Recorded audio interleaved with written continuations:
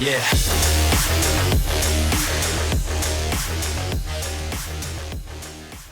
Hello and welcome one and all to Geekt, your latest addition to the news, reviews and interviews across all things geeky and nerdy across all spectrums. This, of course, is part 2 of our 3 of our E3 specials, including and featuring none other than myself, haha, and our very own geek, Kieran. How are you, Kieran? Do you know what? Do you know what? I don't even know what I feel anymore. No, I don't. Oh God, I'm okay. I'm alive. I exist. Existence is good. Hey, you're in here. My case, You're here. I am. It's here. a bonus. I'm recording this podcast for you, lovely people out there. Yes. We have lots to talk about.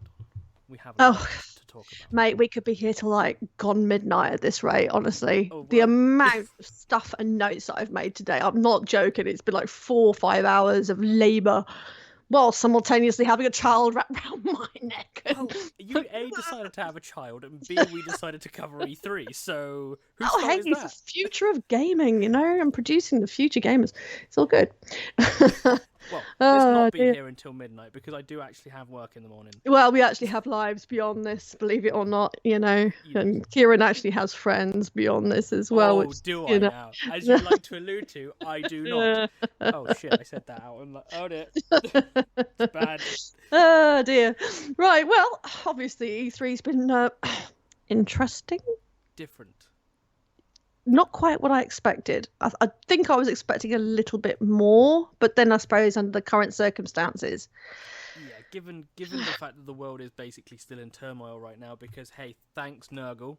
It's a Warhammer reference for all you people out there. They're like, oh my god, they lost their shit. Yeah. So we did different E3 this year. Those were also English words in a sentence that made no sense.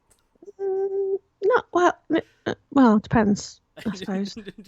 Just heard your brain melt. Yes. I can hear it crack and my mind melt. So basically, I mean, obviously, again, I'm not really... There's been some really weird things. I've obviously both got a lot to talk about. Yes. What I want to start off with was the announcements that have been made by Xbox and Bethesda. That's been... Now, I have a couple of worries in this, and that is obviously for me. I mean, I do have Bethesda games. Yeah. I do concern about where the relationship between Xbox and Bethesda is going. I also concern that they will leave the fans of the other gens and other consoles behind. That is a big concern, and I have to say, with all of the announcements they've had, the fans in the background over YouTube, people have been going nuts, quite frankly. I'm not surprised, but hey, you know, I'll give a rundown anyway. I say a rundown, but this is actually quite a lot of material to go on. Here right now, and I'm just like, holy It's shit, insane. What the fuck? Yes. Yeah, they've blown it out of the water. And again, it's another concern for me. I concern that PlayStation really have not done enough to really, and that you know me, I'm a PlayStation girl. Bold claim, right? It's a very bold claim, but my concerns are that they are relying too heavily on their like exclusive releases. So things like, for example, you know, Zero Horizon Dawn. That has been a massive game for PlayStation, absolutely, and it's one of my top 5. But again, I think that will get Game of the Year this year. I have that feeling. I don't know. It's gonna be close for Game of the Year this year. But as far as Microsoft is concerned, what they've got here is actually, for once, a really strong lineup. Yes, and that brings me to the other point. You know, they've actually come out, because they've had a bit of a dry time, haven't they? It's almost been very deserted, if you want to see it like that, very sandy. And now suddenly out of the blue, they've gone kapow, kapow, kapow, kapow. Have that, everyone, have that. You know, and it's like, okay, wasn't seeing that one, and I did not see that coming. But yeah, so obviously, as we all know, Bethesda and Xbox have paired up. Have bought the rights to the games company, whatever you want to call it. Whether that's a good thing or a bad thing, I don't know. Personally, I'm Possibly another topic for another day, because I've got some things absolutely. to say about that. Yes, me too. None Haven't of we them all? are good. No, nor for me personally, but hey, whatever. So yeah, obviously, the big man himself, Todd from Bethesda, the big man, he introduced us to the first new release on Xbox, which was Starfield. Yeah, there's a little bit of excitement being drummed up by this release. Not much was given away, to be honest. I'm going to presume it'll be an RPG based, because there was not, again, all I saw is a bit of a clip. There wasn't anything, no gameplay, nothing like that. Apparently it's due for release on the 11th of the 11th, 2022. And of course, it's an Xbox exclusive. It can be played on day one with the Xbox Pass. That's going to be a recurring theme, I feel, with these Xbox titles. Yeah. As you'll find out as I go through it. Yes. Next up from Xbox, Sarah Bond, the head of the Xbox Creator Experience. She then announced Stalker 2, Heart of Chernobyl, a first-person shooter, which again is on the infamous Game Pass on Xbox, on the 28th of April, 2022. It's also going to be available on PC, as are most of the other games that they're also pushing forward. Next in line is on their Game Pass is Back for Blood by the creators of Left 4 Dead. Again, a lot of people are going on about that one. I know a lot of people that are really excited about it, actually. It does look pretty mint, have to be honest. Again, that's on the Xbox One, Series X, and S, and it's due for a release on October the 12th this year, so just in time for Halloween. Ooh, be a nice one to bash about. Ooh, yes. And of course, it's available on, you've guessed it, Game Pass. That sweet Game Pass. Oh, yeah. Another release called Contraband was announced. I couldn't see any dates for it, but I do know this will be available on release via, Game Pass. And I actually haven't seen any gameplay yet, so I really can't give too much information on that one. One of the major highlights for me was this Sea of Thieves and their up-and-coming DLC. Oh, I saw that. Yeah. I smiled. Yeah, me too. My heart sort of went, as you do, go back into sort of like, well, not childhood, so to speak, so I suppose we were adults when it was released, but, you're just like, it's so exciting. I would have been probably about 10. I'm going to have to Google it now. That's going to be so Google your age. Are you okay? Shut the hell up. Oh, dear. So, where was I? So basically, they've obviously features one of my favourite characters of all time from all movies, which is Jack Sparrow. I think everybody loves him, the lovable rogue. Obviously, Disney have obviously signed up for this. And let's face it, Disney, when money and anything else is involved, they're on it like a car bonnet, aren't they? I mean, the fact that they've managed to get this license for Sea of Thieves.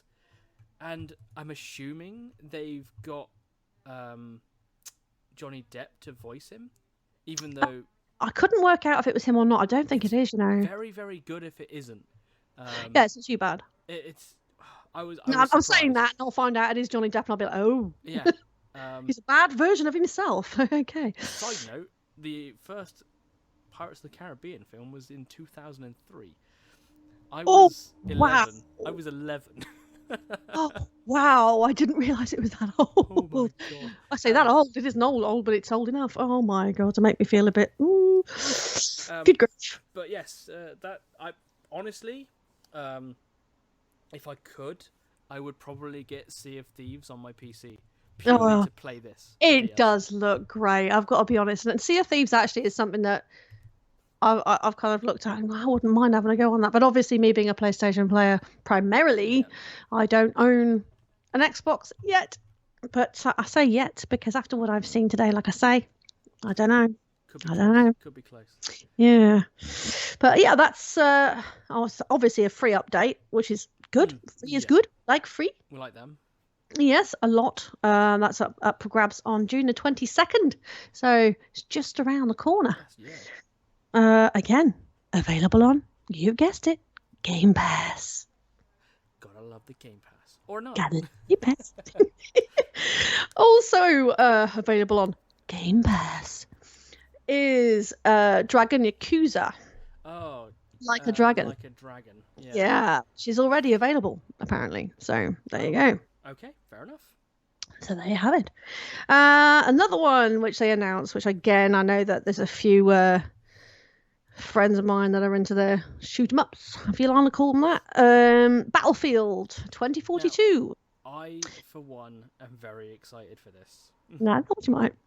Because, let's be honest, shooters have been, well, a bit boring of yesteryear and recent times.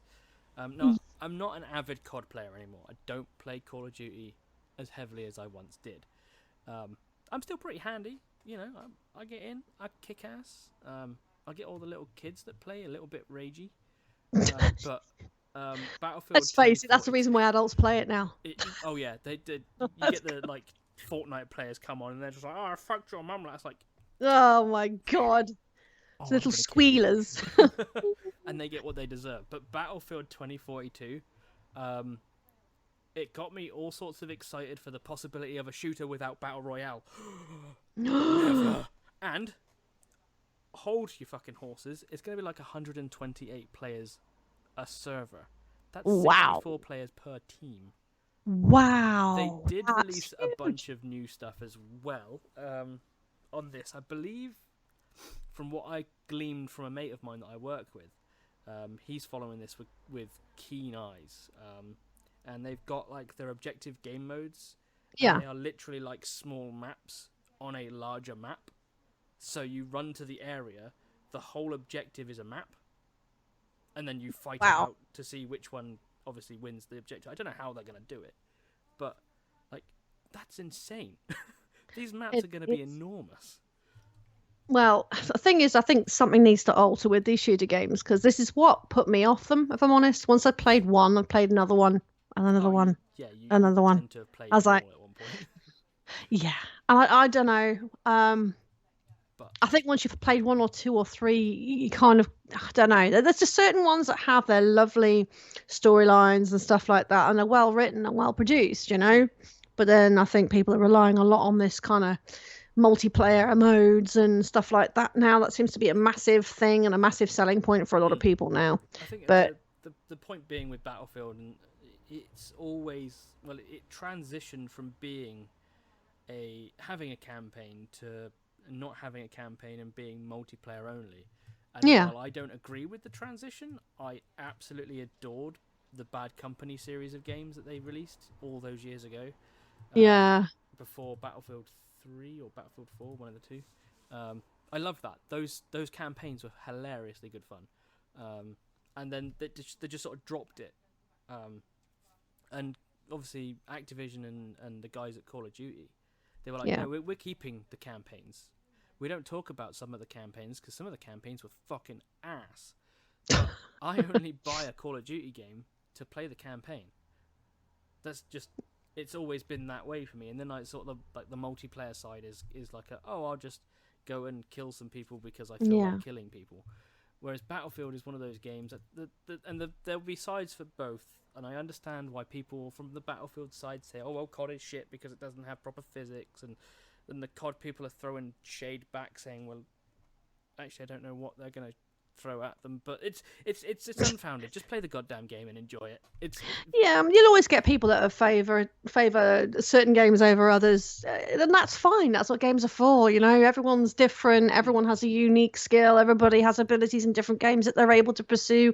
Others don't, you know. So that's what's good about gaming. It's an open world, isn't it, essentially? And you can take your pick and go with whatever you feel is appropriate or in-fitting for you. And that's gaming.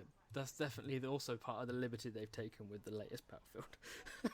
Yeah. Oh, I cannot wait for that. Anyway. Well, you won't have to wait too long because it's coming on October the 22nd, 2021. And yes, you guessed it, it's on the Game Pass. Day one Game Pass, but I'm not on. Yeah, we're just gonna ignore the fact that we don't have an Xbox. Oh, but I have a PC. Damn it. Well, you've got a PC, so you can play it on Game Pass. I probably can't play it on Game Pass because it probably would just make my PC melt. And of course, this one was a bit of an unusual one, actually. I quite like the look of it, weirdly. This is like an interactive movie decision type game. Right. It's called 12 Minutes. Right. And it features voice acting from the awesome William Dafoe, who is like godly. And he should be the next Joker. Just saying. Well, I'm with you on that, but people are going to be like, well, you can't do that. But that's a side note, and maybe we'll have to talk about. We'll have that debate one day. One day, I will prove that the world is clearly wrong, and we are right. Actually, well, we're always right. What are you talking about? We're never wrong. What is wrong? What's wrong with you? But yeah, apparently it's due for release on the 19th of the 8th, 21. Oh. At this point, there's not much to go on. It's just a very quick kind of clip that I saw. But it looks quite artistic. These kind of interactive decision-make artistic sort of games seem to be quite popular at the moment. But yeah, it looked really beautiful, actually. From what I can fathom out, I do believe the story starts as a man who he gets murdered, essentially. He's got a family. He gets murdered. Okay. And basically, I don't know how, but there's some kind of an ability where he can go back in time and change the decisions that he's made that leads up to that event. To change things to make it good again. That's all I can figure out. With what little I've seen, that's all I have to go on at this moment. That's really sounding like Soul Suspect. Yeah, I suppose so. I love that game. Yeah, it's really, really good. I'll keep an eye on that one, I think. But Life is Strange is very similar as well. It's that kind of art style, that kind of, decision-making butterfly effect, I suppose you can call it. Yeah, the butterfly effect. Yeah, but it looks pretty good, actually. So, and there are 3 major voiceovers in there, apparently. I picked up on William Dafoe. According to this article that I've got, you've got Daisy Ridley and James McAvoy. Yeah, there you go. So there's 3 of them. Yeah. Wow. Okay, fair enough. They paid some money for that. Well, they must have done. But I have to say, based on what I've seen, I think it actually could potentially be quite good. I think it could be quite popular as well. Yeah. Fingers crossed. And of course, you've guessed it. It's on the Game Pass. God damn the Game Pass, son of a... Anyway. Another game as well, which my partner was jumping up and down about, I've got to be honest, is Psychonauts 2. I'm never a fan of the original Psychonauts. See, he was loving it. He's like, if this is exclusive to Xbox, I'm going to lose my shit, man. I'm going to lose my shit. And obviously he found out he was, and he wasn't very happy. Anyway. Timed exclusive, I hope. That's what I'm kind of I hope it is, but it doesn't actually say that on the advert as it stands. So, yeah. I mean, I could be wrong. Don't hold me to that, but I'm just reading exactly what it said when I watched so the actual event. Let's hope that it is timed, because that would suck if it isn't. Oh, yeah. This is what worries me. A lot of these aren't timed from what I can see, and based on that, I'm sorry, but I think Xbox won this year. Seriously. I'm gonna talk about how you're wrong in a minute, but okay. Well, we do know that there's one game that could flush that all out, but but this is just the beginning. Well, Psychonauts 2 is on its way, and it's due for release on August the 25th. So right, and all together now, it's on the Game Pass. Goddamn motherfucker.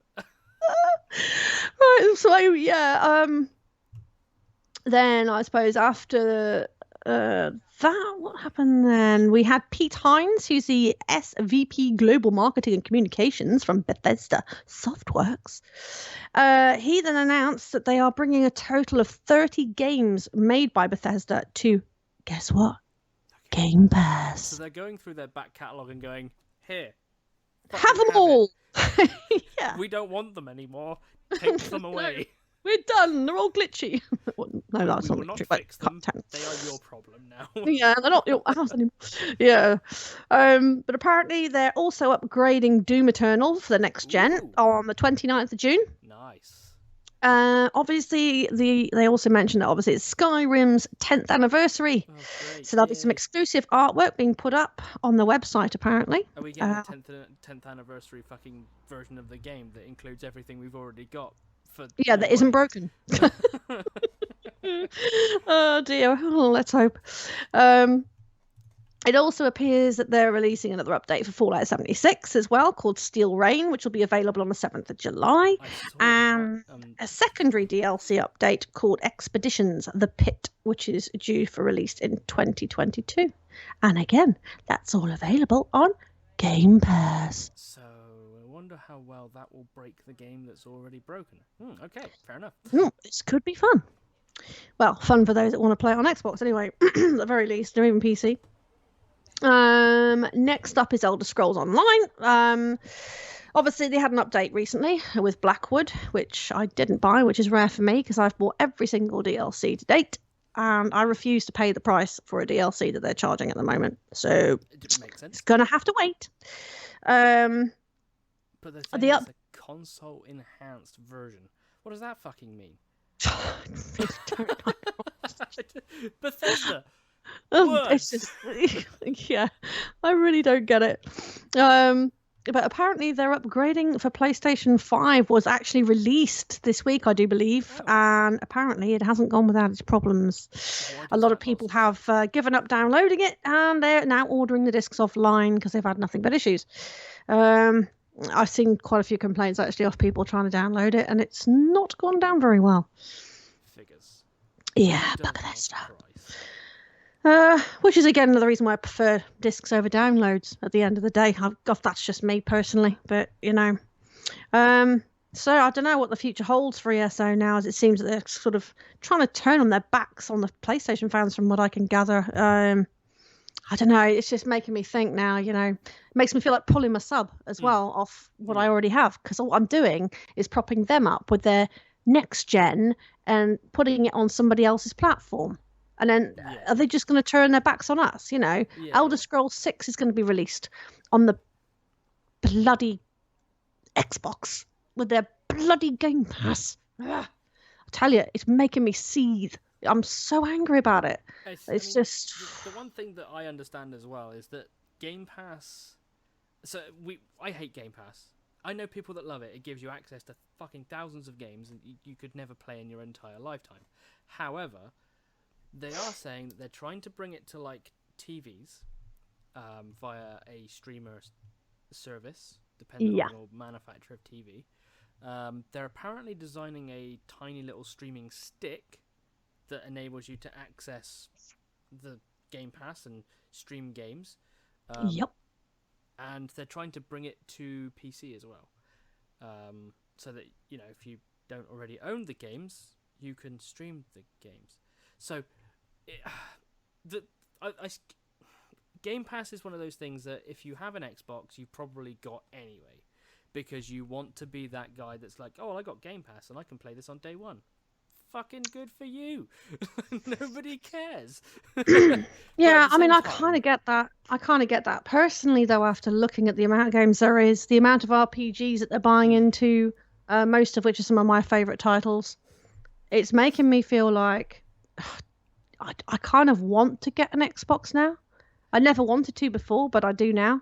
Because it does feel to me like they are actually putting now their money where their mouth is. They're putting the money into gaming.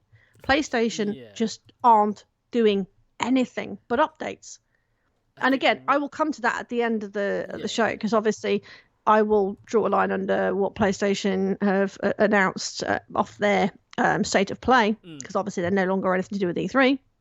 Yeah. And when you pitch up what they've announced through their state of play with what has happened through E3, they look ridiculous. I'm sorry, but they do. They're not doing enough. The PlayStation Plus, like the PS Plus, that drives me bonkers, because now you've got the element of PlayStation Now, and unlike Xbox, what Xbox are doing is they're going, yeah, you'll have access to games on that release date. From what I've been told, I believe Game Pass is a bit cheaper than what I'm paying as well. Which is, if that's the case, then it's what? Game Pass is cheaper, but you still need Xbox Live Gold to play. Well, so I don't mind that. I'm paying at the moment for PSN and PlayStation Now. And every week, the games they give away are the games that they've put on PlayStation Now. So people with PlayStation Now aren't really reaping what I'd call major benefits for forking out an extra near enough a tenner. So it's annoying. They're not really looking after, I don't think, the people that are paying for these things anywhere near as much as they should have been doing, which is what Xbox was neglecting as well. Now Xbox have come along and they've gone, guess what? We're doing this. Boom. And it's like, well, actually, do you know, this is where PlayStation are failing. They're not doing this kind of stuff, which I think, times are changing. We do need to sort of move with the times, unfortunately, as much as I don't like it either.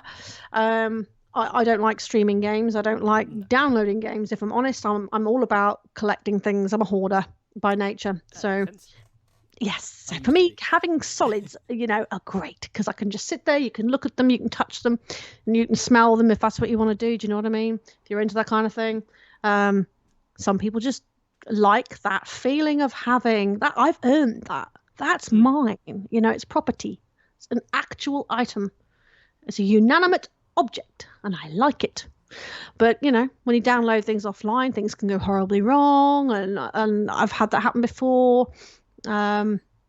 Things where it'll say, oh, you've already downloaded it and you haven't, and you're like, well, it's not there, so you're lying, and then you have to go through all the rigmarole of having to complain about it. It takes about 2 weeks for them to get back to you. Oh, balls to it, mate. I'd rather go to a shop, collect the goddamn disc, put it in my flaming thing, and if it scratches, it's my fault.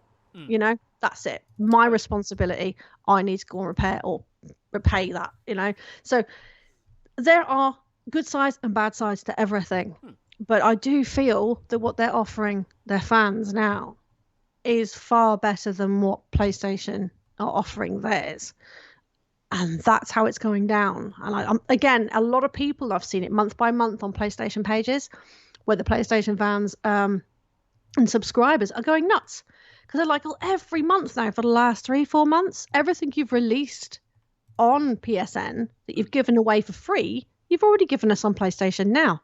Surely those of us that have PlayStation Now as well should be treated a little bit differently because we're paying you extra money. Yeah. So we should have something exclusive, or I don't know, they just need to do something more. The games they give you for free are very substandard. There's usually 3 or 4 games you'll go, yeah, okay, that is a former AAA title, but I've already played it, or I already got it, or nothing is really amazing that they put in there. And they need to now respond in kind. They need to up their game, seriously. But, I've got a feeling they're waiting for that moment. This is typical I hope Sony. so. Typical I hope Sony. so. So I'm gonna obviously I'm a gamer. I couldn't give a shit what I play. No. As long as I'm enjoying what I'm playing. But I'm gonna err on the side of Sony here and go, maybe, just maybe, they've got something real fucking big that they're planning, and they'll just wait and like mic drop. Yeah. You won. Fuck you guys. Yeah. I have got that pit in my stomach feeling where I want to believe they've done something and they're just keeping it under wraps. Maybe. I think that's what they're gonna do, because this is. I hope Sony. so. This is typical Sony. They have one major, like, oh, here's a big game we're releasing at some point, and then they just go, bam, here's another game, here's another game, here's another game, and they just roll them off. Oh, it's like all of a sudden you're like, okay. But it will happen like in the next state of play, which is due in a few months, I think. So maybe we'll cover that later. Yeah, definitely. We've got so much material to sort of go through. So, we've got so many shows. We can do as many podcasts as we like. We can talk about everything and anything. But I'm looking at. I'm still panning through this Microsoft stuff, this Xbox stuff, and oh shit, I'm kind of pissed. Yeah. I've just discovered something I'm kind of pissed about. What's that? I'll let you hopefully get to it. If not, I will. I most likely will. I can assure you. Let's see what you got, Dawn. Let's... I'm very thorough. But yeah, the next game that I was paying attention to, which is something that actually quite a few YouTubers have played openly on PC originally. Party Animals. I'm not sure if you've seen it. I have It not is seen it. flaming nuts. It's crazy shit. It's the kind of stuff you'd play after you've sunk a few beers, like, and you're with your mates and it's late at night. What should we play on? Oh, yeah, let's have a game on that. You know, it is absolutely mental. You're literally these fat little creatures, and you basically go around beating the shit out of each other with spades, frying pans, chucking each other off the sides of an aeroplane or a fucking submarine, or you drown them, or you burn them alive. Oh my god, I can't be. Look, again, I don't know who come up with the idea. They must have been on some serious shit. That's all I can say. You know, you've got big fat unicorns walking around and somebody dressed as a bunny and slapping the shit out of each other. It's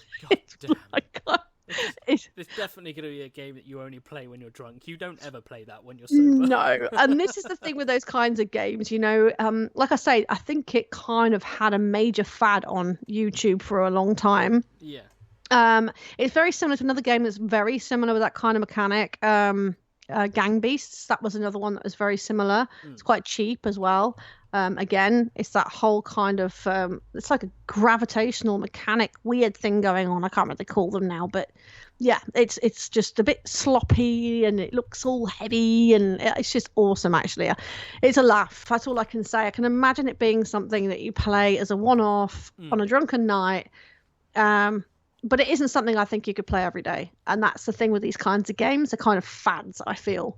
But they've had their moment. I mean, PewDiePie, I know for a fact, played it. And I was roaring with laughter when he was playing it. He was cry laughing when he was playing it. So it is one of them things. Let's see how far it gets on a But console. Party Animals is brilliant. Yeah, I don't know. Hopefully it'll do well. I don't want it to not do well because I think it's a laugh. And to be honest, during these times, we could do with a really good laugh.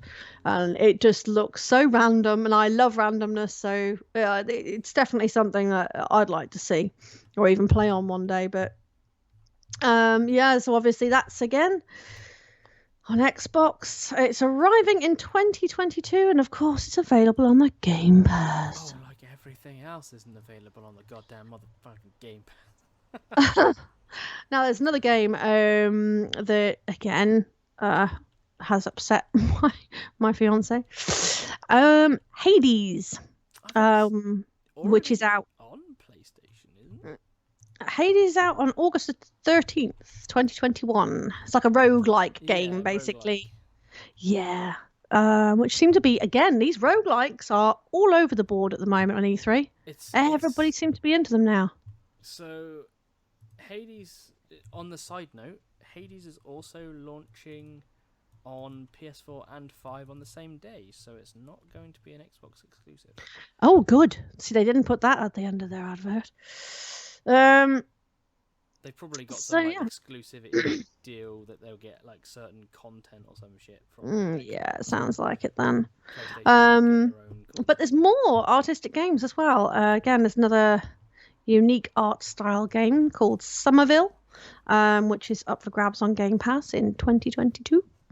There's not much in the way of information about it. The clip itself, if you see it, is extremely odd.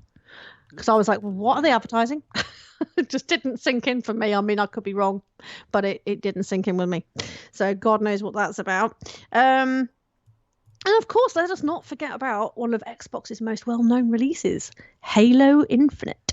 Is due to arrive holiday 2021. I have a problem with the Halo games, okay? They're both great and not great. And by not great, I mean they shouldn't exist anymore. Because if you followed the Halo series, like I have, you get to Halo 4, and yes, I'm going to get people shouting at me saying there was a secret ending. Oh my god. Master Chief dies. Spoiler alert. He dies. That's it. Game over.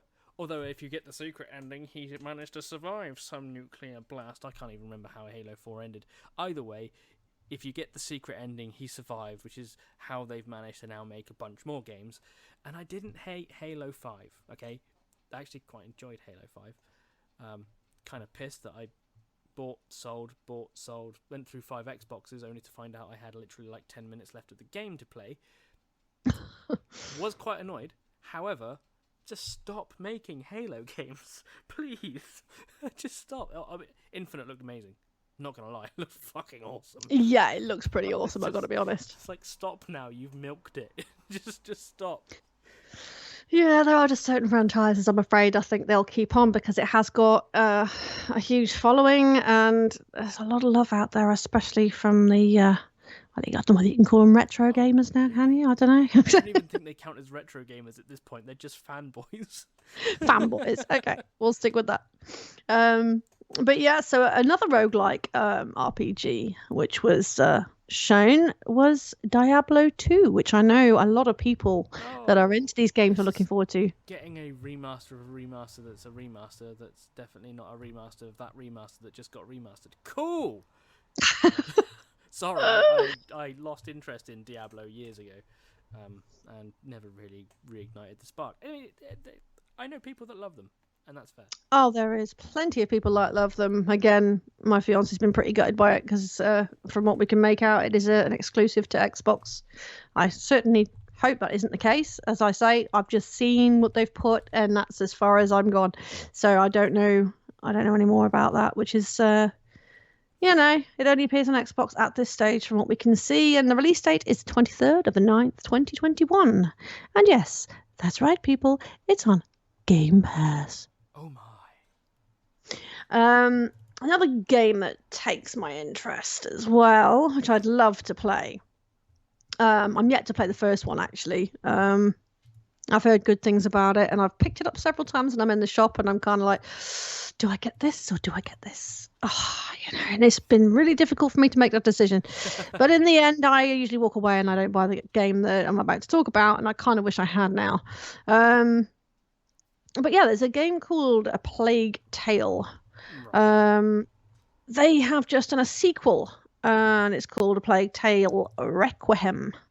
Yeah, it looks really good. It's very pretty. And that's available in 2022. And of course, it's available on Game Pass. Yeah, just honestly. And obviously, as we know, Far Cry is also coming. A lot of people are looking forward to that. Far Cry 6, it's a mouthful, which is coming out on the 7th of October, 2021. Nice. There is absolutely nothing to say that it'll be on Game Pass, which is a bit weird. I'm assuming because it's not an in-house thing or no. anything to do with... I have no idea. It's obviously Ubisoft. It's been released on the PlayStation 4 as well as a PC, I do believe. So, yeah. And yeah, I mean, obviously, I've seen that over and over again. I've seen the mini clip for it quite a few times now over the past few months. It's been bled into my brain. It looks great. It sounds great, and it's Far Cry 6. What's not? English. English. You know, I know words well. What's not to love? Yeah, exactly. I mean, it seems to do quite well, doesn't it? It's one of those really. People seem to like the title, so it's a franchise that will go for another few games, I expect. Yeah. Another game, which again, I think this might cotton on, especially with the I'll say younger generation, but I don't know. It's a bit of both, maybe. There's a console release exclusive coming to the Xbox, of course, called Slime Rancher. Now, I've seen this, I think, played quite a few times. I'm not sure. Okay, so Slime Rancher is great. I have experience with Slime Rancher. It looks sweet, I have to say. It's real colourful. It's a really colourful, really chill. It's basically you're a ranger, and you go to like a farm, and the farm is just a big area. Yeah. It's just a big map, and you've got like your little house, and then the farm is your house area, and then you go out and you pick up these slimes, and the slimes do different things. They eat different things. They produce plorts, which is basically shit, and you sell those plorts for money. And there's a whole like story around it, and it's real good fun. It's just really chill, and I've been reading through as you've been, announcing all this stuff. And for it to be an Xbox exclusive, now, that knocked me, right? Yeah. knocked me so much I actually had to go to Google and put it into Google. Turns out it's not an Xbox exclusive. It's just not going to PlayStation.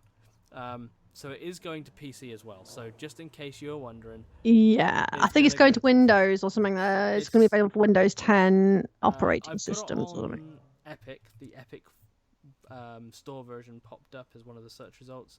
So I'm assuming it might go to Steam as well. So it's going to be a PC and Xbox game. And just to reiterate that actually nearly all of these releases will be on PC as well. Yeah. They're for obvious reasons. Yeah. They're like Xbox Play Anywhere for the Xbox titles. And then obviously like stuff like Far Cry 6, which is an external company. Slime Rancher, an external company. Hades, I think, is also on PC at the moment. So again, an external company. Somerville, not too sure on that one. It's from the guys that did Limbo and Inside's Play Dead. That's right. So I'm assuming that might go to a different system as well. And some of the other stuff here, not too sure. We shall see. But the Slime Rancher is really cutesy, and it's definitely one. I'm not sure if you can see a release date for it. Can you? I mean, all I know is it's being released in 2022. 2022. And if I look on the Epic, it says coming soon. So even they say it's coming in 2022. Okay, so there's nothing further on that we can add then. Now there's another game which actually took my fancy as well. I've got to be honest. It reminds me of like the original snowboarding games, like Sean White and stuff, and XSX, all that kind of stuff. It looks pretty epic, actually. That's coming up. That's called Shredders. Nice.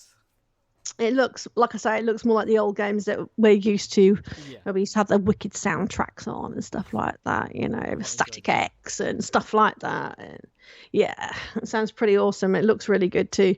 And that's due for release on December 2021. Oh. And of course, it's available on Game Pass. Holiday release, nice. Yes, so that's pretty cool. And then there's this really other weird game. Again, this is another one that my fiance is looking at, and a load of other people have been banging on about on YouTube. It's a weird and wacky looking game, but it looks absolute mint. By the name of Atomic Heart. Okay. There's not a lot of details on it. Obviously, we've got the clip there, but there's no dates as of yet, so I really can't say much about that, unfortunately. I'm looking at it right now, and I honestly don't know what I'm looking at. It's odd. That's all I can say, but really, it's funky ass. It's so good. It looks really good. The clip was good that I saw. The gameplay looks good too. I'm gonna have to look into that, I think, because that's odd. Yeah, but it's great. I think you'll like it. I will definitely keep an eye out. And there's also a really weird indie style platform game that's coming out. It looks kind of like late 80s, early 90s to me. And that's a game called Replaced, which is going to be available in 2022. Ooh. And of course, that will also be available on Game Pass. Oh, yay. And there's a game called Grounded, which is receiving an update. Apparently there's going to be some new achievements added as well with the Shroom and Doom update, which is available on the 30th of June. Again, available via Game Pass. Nice. So what else have we got here? We have Among Us as well. That is finally coming to console. Yes, it is. I thought it was already on no. Oh no, it's on Switch, isn't it? Yes. I don't think it's hit PlayStation yet. Nope. It's definitely hitting Xbox, that's for sure. They made sure they dropped that one in.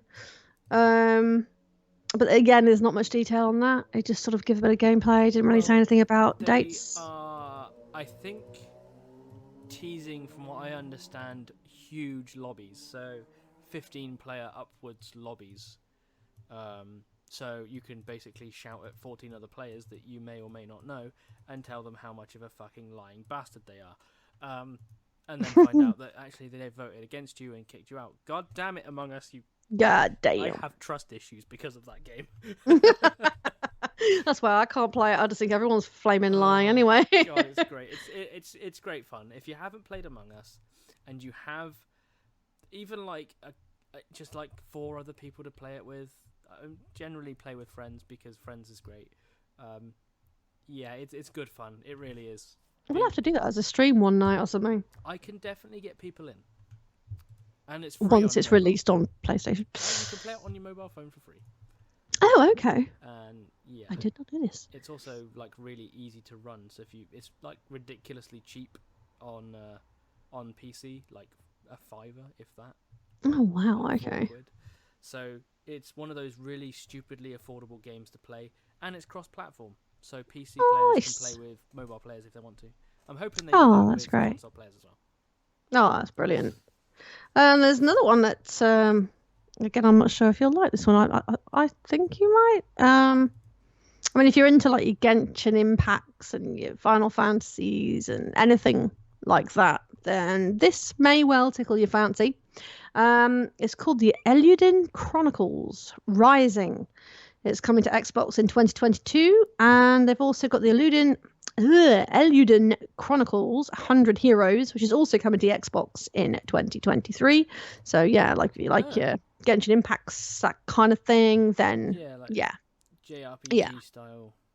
Yeah, it's a bit more retro than that, though. It's got like how the original Final Fantasies used to play. It's very similar to that. Okay. Yeah, it looks pretty cute actually. It looks pretty cute.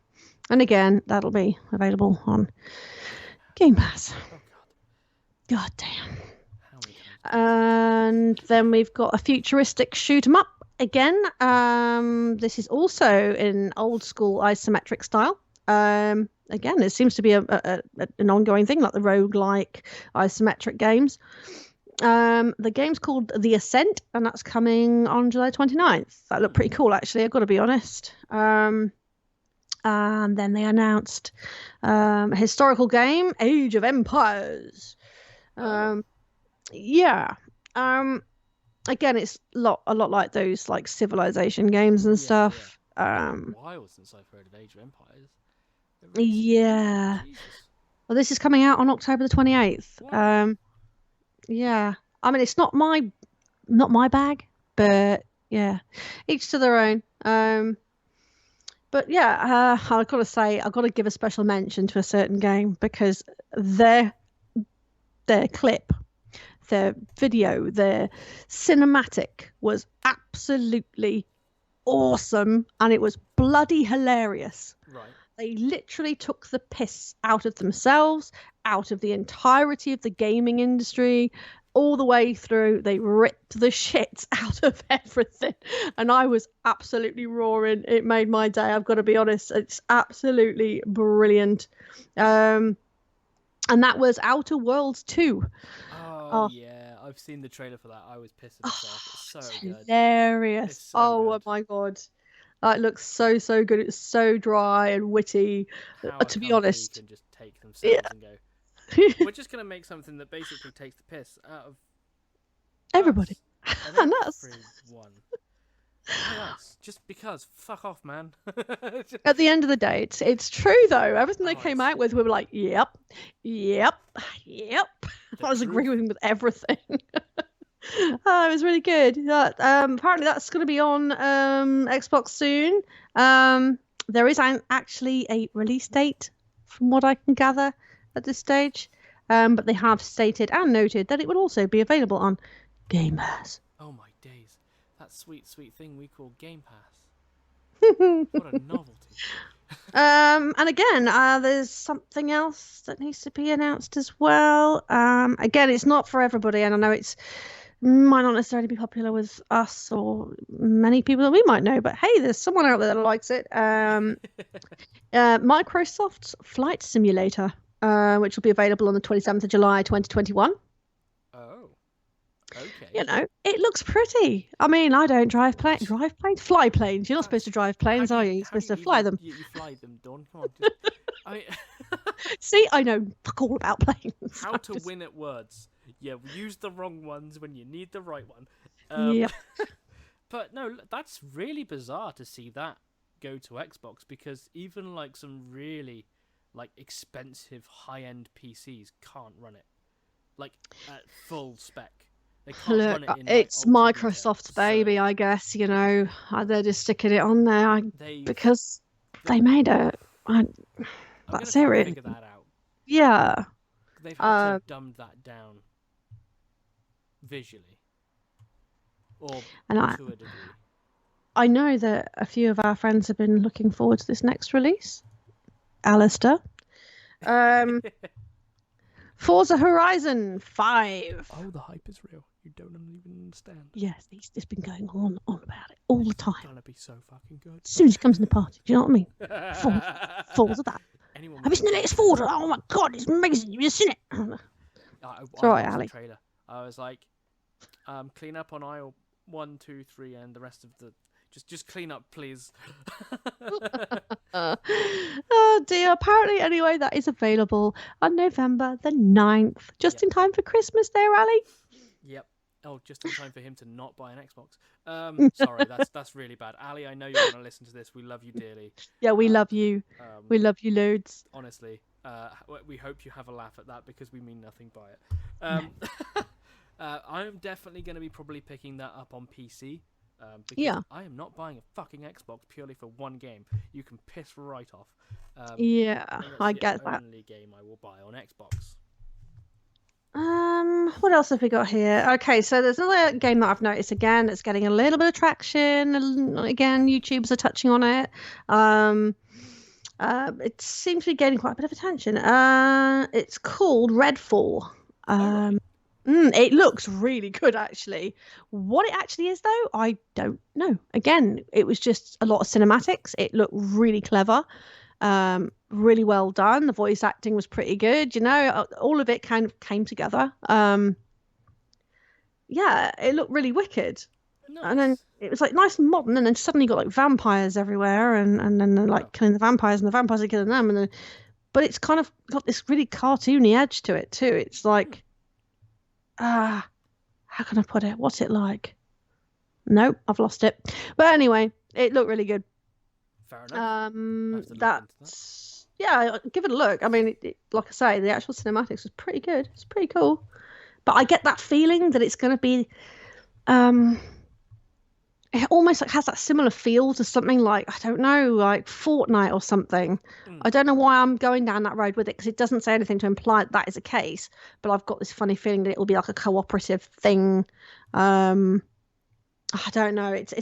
There wasn't enough information there to really go off. But again, like I say, based on the cinematics, it's great. And this is why I wish that these guys would stop putting movies out there. Just give us bloody gameplay. Gameplay, damn it. God's sake, you can't make judgment based on just a movie. It's no good. No. And this is where people are being, I think, missold, which has happened too many times over the last couple of years. What else do we have going through my list here? So much going on, oh my god. So we've done Outer Worlds, we've done Flight Simulator, we've done Forza Horizon, we've done Redfall. So basically, I think that is it, and that's what wraps it up really for Xbox. So, after a really quiet sort of spell that they've had recently, that's dumping just games. Everything. And this is what I mean. They are pushing games to the limit. They are pushing them on people and like, there you go, you've got it now. You can't moan about that, can you? You pay for your Game Pass and you get everything for free. And everything on release. I mean, so you get everything for £10 or $10 or whatever your current conversion is. And then you get hundreds of thousands of games that you'll never play. But hey, most likely, but I like the fact that it gives people that option because, like I say, I mean, when we play, I think it's about $8.99. I think it is for PlayStation now. No idea. I stopped using it ages ago. Yeah, I mean, I even forget that my subscription still goes out for it sometimes, and I'm like, I don't even touch it because it's just everything on there is a bit meh, and I don't think that's good enough. It shouldn't be meh. There should be a lot of stuff on there that. Should inspire you to want to pick it up and play it. What they need to do, and I know that that Game Pass does is Game Pass allows you to download the game rather than stream the game. So if you had the option to download the game files, and much like PlayStation Plus, if you don't own or don't have a current subscription anymore to the service, PlayStation Now, then the game locks itself out. It goes, nope, resubscribe. Does the same for Plus games. If you've got a Plus game installed, it literally locks the game if your subscription lapses, because it knows that you got it for free via PlayStation Plus. That they could do that. They could implement that. It's not hard,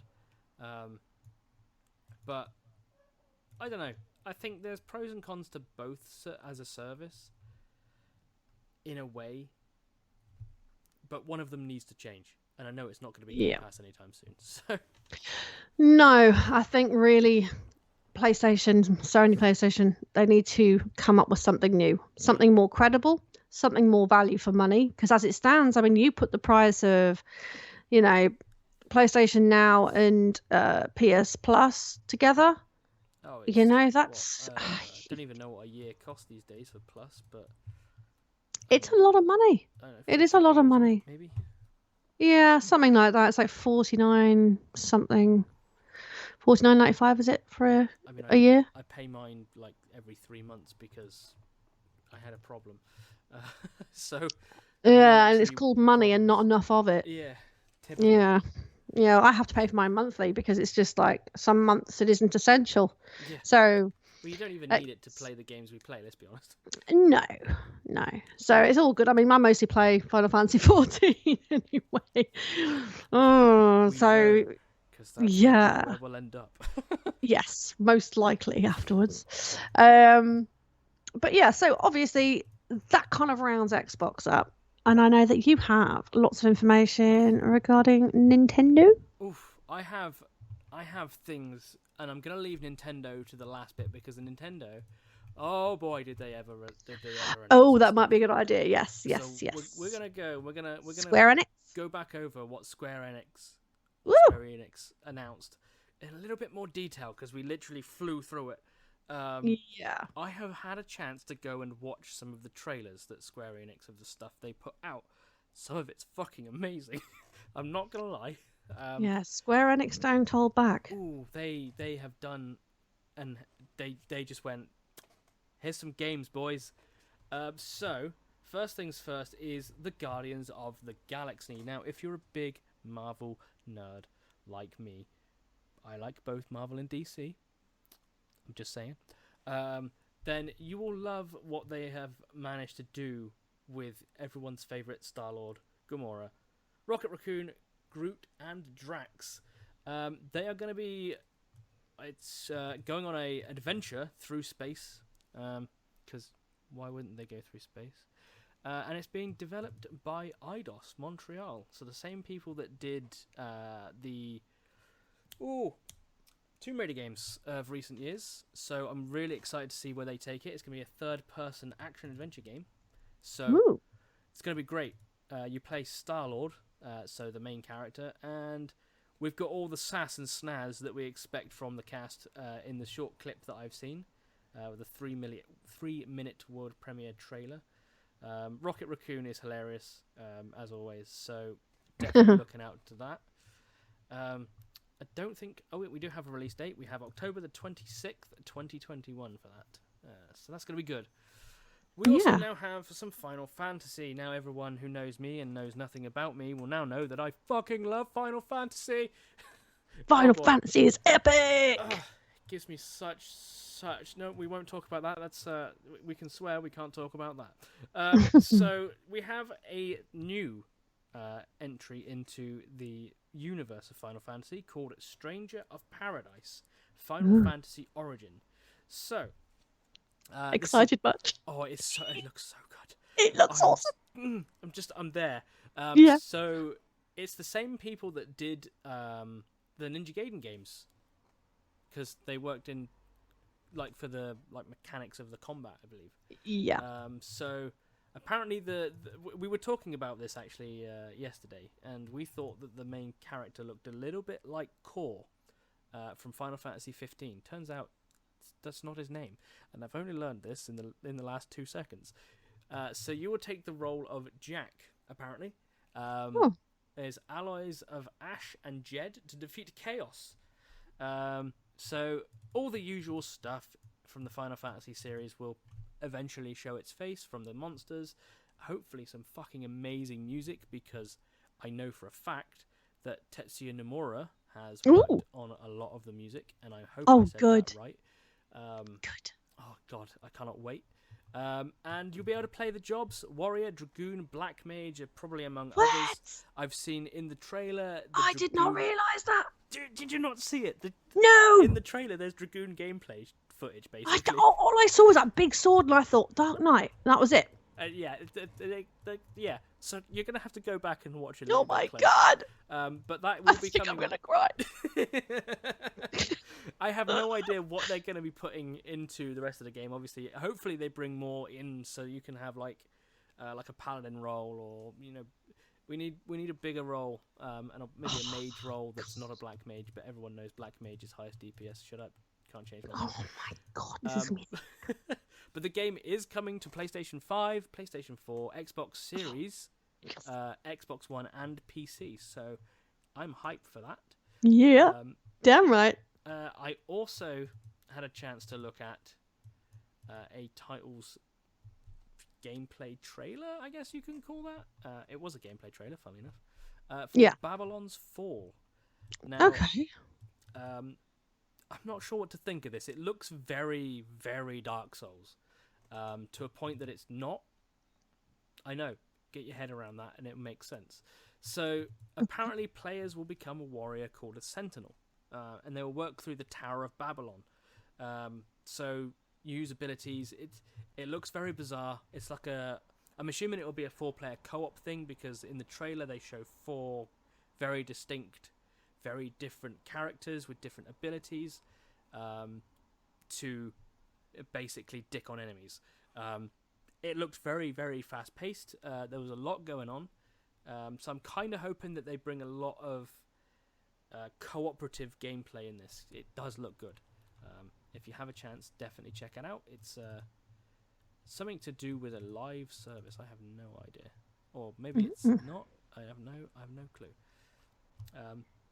Again, we have some new stuff from Marvel. More new stuff. Woo! More new stuff. We like new stuff. We do. So, as we know, Marvel Avengers was a bit of a flop. I mean, I played the demo on my PC and I loved it. I fucking loved it. It's just sad I never got a chance to buy it. But they are now putting in a content roadmap, which is good. So, this current expansion that they have released is called Black Panther: War for Wakanda. So it's set to arrive in August 2021. The cinematic trailer looks fucking amazing. It does. I've seen it. It looks really sweet. I cannot wait to see how they do it. Obviously, with the passing of the movie Black Panther, whose name eludes me right now. Chadwick. Yeah. They couldn't get the voice likeness, which is a shame. But at the same time, from the voice that I've heard, I'm happy with it. I'm happy that it's a completely different Black Panther. So hopefully they bring something new to the Marvel universe and the Black Panther story as we know it. Oh, I kind of wish they'd have brought it sooner. You know what I mean? Given what happened as well. I mean, obviously you can't predict that. No. Well, within reason. But then I don't think anyone knew he had cancer, did they? No, I don't. He kept it secret. Very, very few people would have known, and that's a shame. But it is a shame. Yeah. Again, cancer is what cancer will be, and it's not something people want to talk about. And that's also not what this podcast is about. No. It hurts. But there will also be a Cosmic Cube event later in the month, which includes beating the Odds Villain Sector and the Cosmic Threat event. So that's going to Marvel Avengers soon. I believe, while there is no exclusive release date as a day, it's just said it's August for the expansion. So keep an eye out for that. Yes. Now, Life is Strange. We covered this. Woo! Again, another one I like. Again, we everyone loves Life is Strange.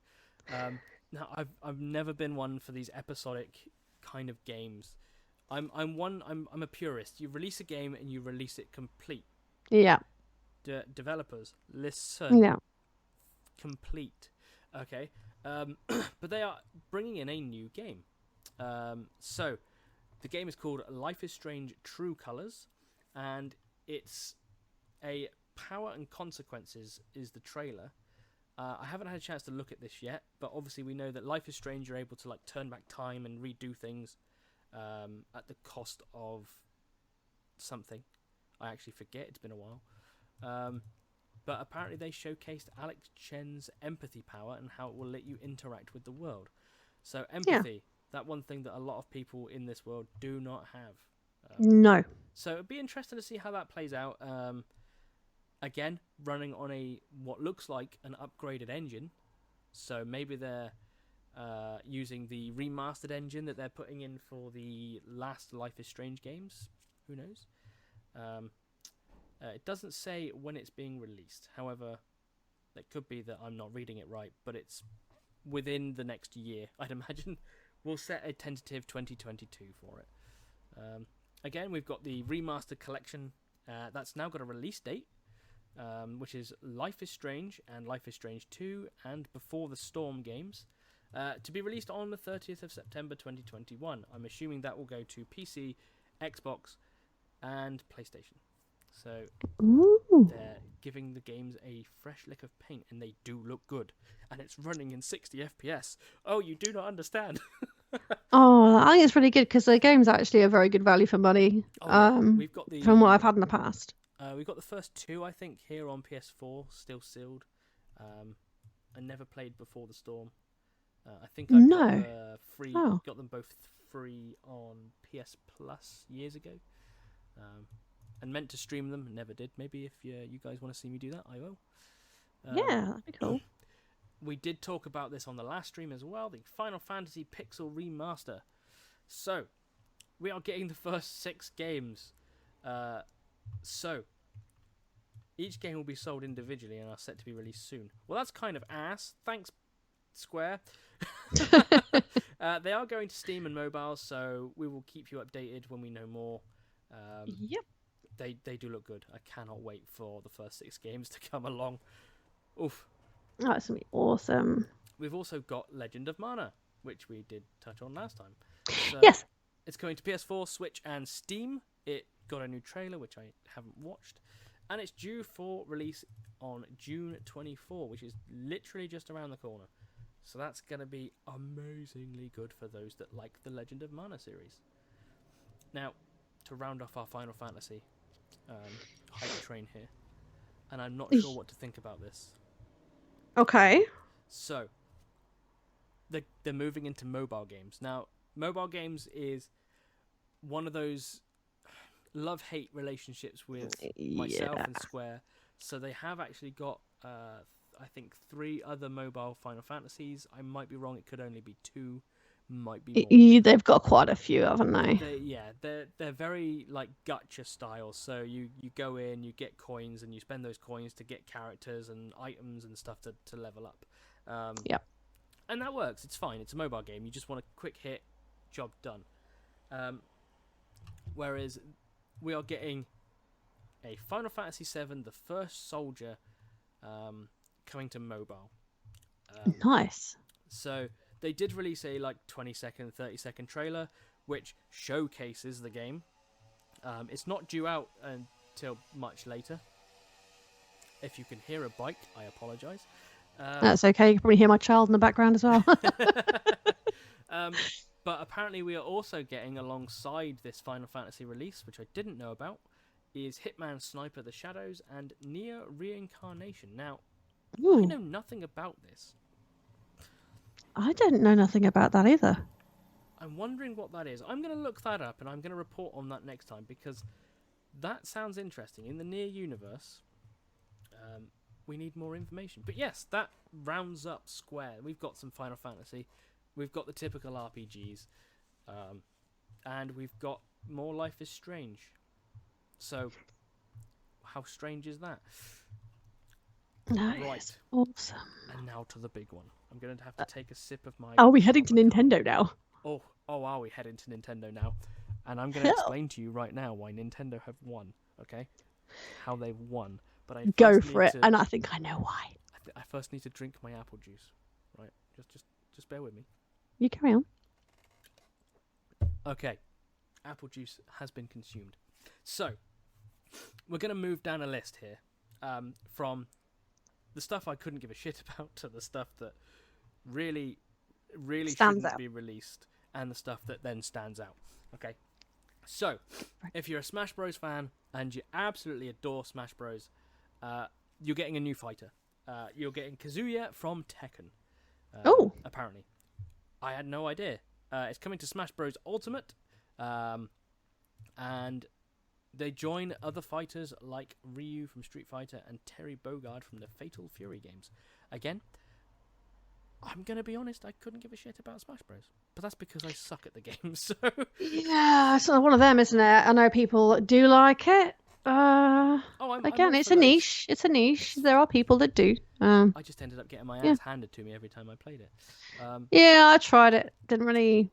Yeah, it didn't do anything for me personally, but... So, Yeah.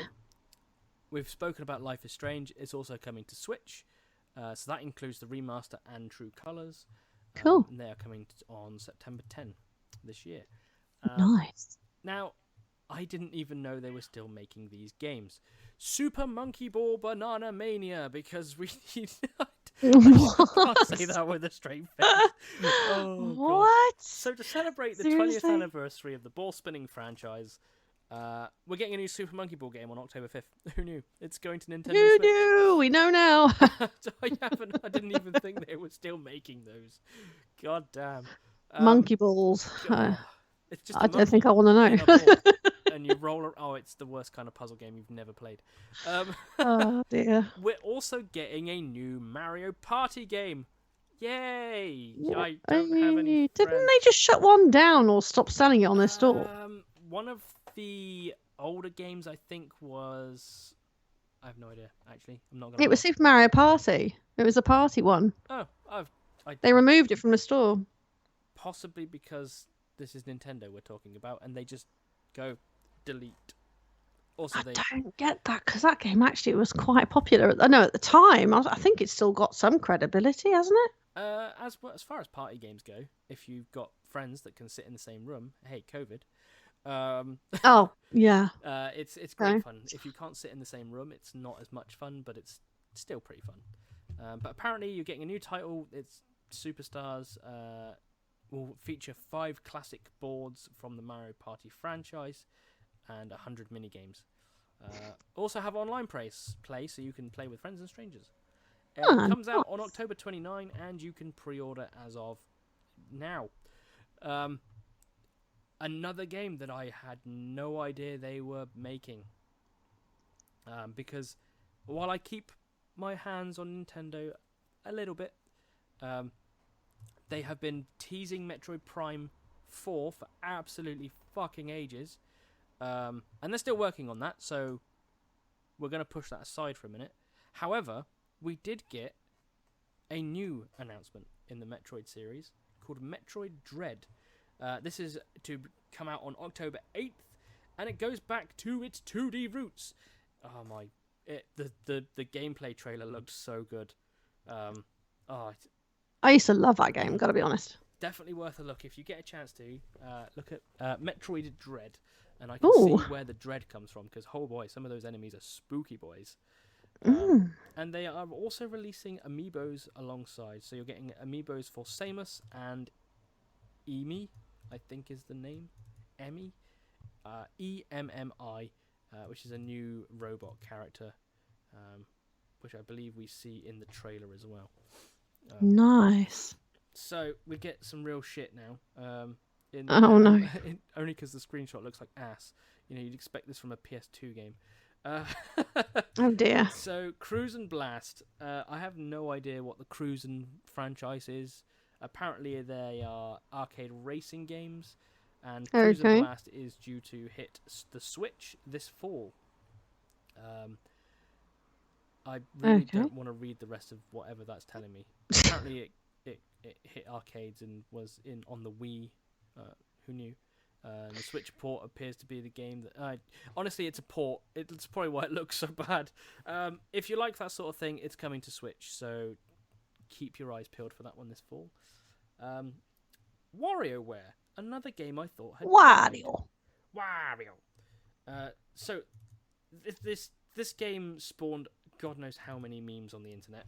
And it's coming to Switch with WarioWare Get It Together. 2 players can go wild in micro game mayhem. So it's due to the Switch on September 10. Now, they're releasing a lot of stuff on September 10. Has anyone realised this? I wonder what's specific about September the 10th. No idea. It's really like... Am I missing something here? Does someone know something? Please fill us in. Yeah, fill me in. I have no idea. If you like your JRPGs or anything that comes out of Japan... we have Shin Megami Tensei 5. I'm sure I said every single one of those words wrong, apart from the 5. So, something nice try. It's bringing interdimensional and post-apocalyptic version of Tokyo to Switch. There was a trailer put up in the Nintendo Direct, and the title will come on November the 12th. So if you're looking for the next edition in the Shin Megami Tensei series, then here it is. Now... I didn't even know this was a thing either. I'm learning something today. Dawn, why did you put me in charge of Nintendo? Why did you do it? It's always good to learn something new daily, said somebody, some prophet or something. Well, they were wrong. So I know this as an anime and a manga. So we have Danganronpa Decadence. Danganronpa is a thing. Fight me. So apparently this brings together the Trigger Happy Havoc Danganronpa, Danganronpa 2 Goodbye Despair, and Danganronpa version 3 Killing Harmony. Danganronpa is weird. Is the only way to describe it. It's just weird.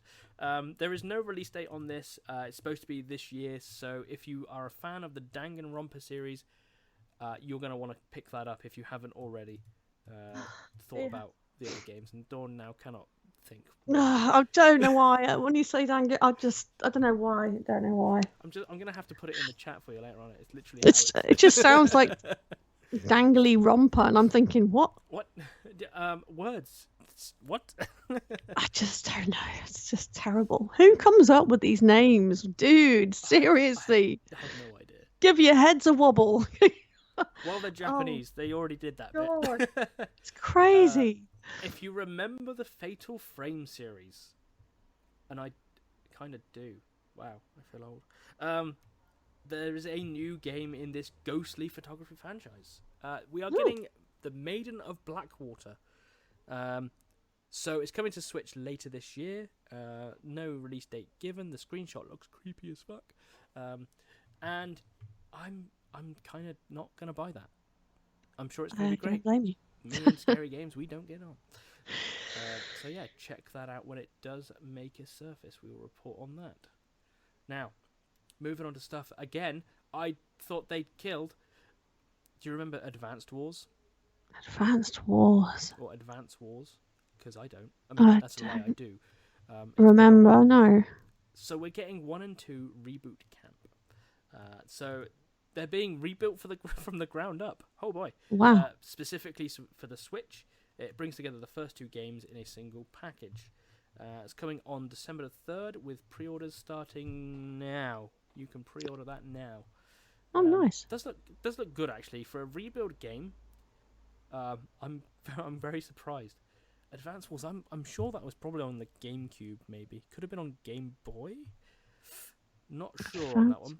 I'm trying to think, but I can't for the life of me remember. I'm gonna Google it. Here we go.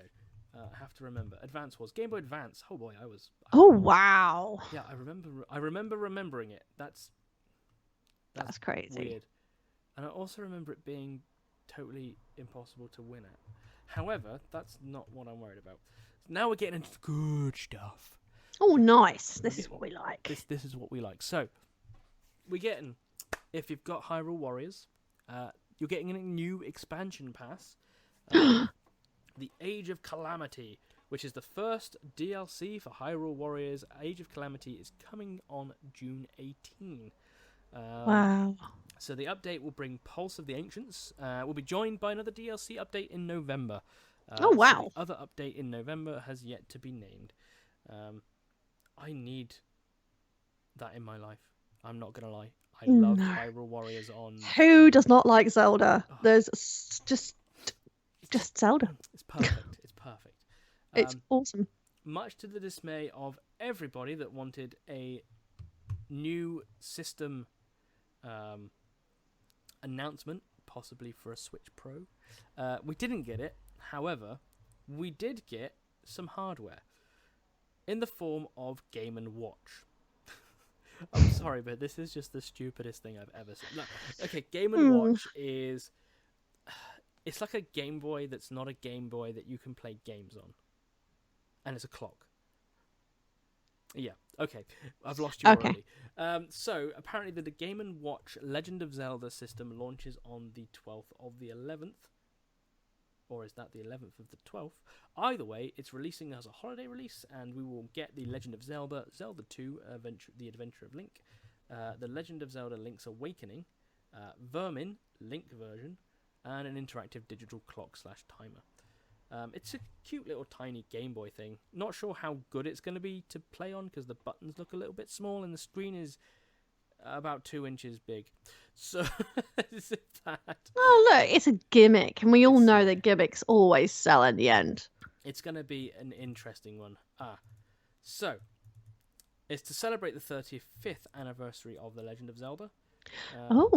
It's worth buying then, because it could be worth something in the future. It's got a really nice, like, black shell, like green inlay print with a bit of beige and well, Triforce. Looks like I'll be buying one for someone's stocking.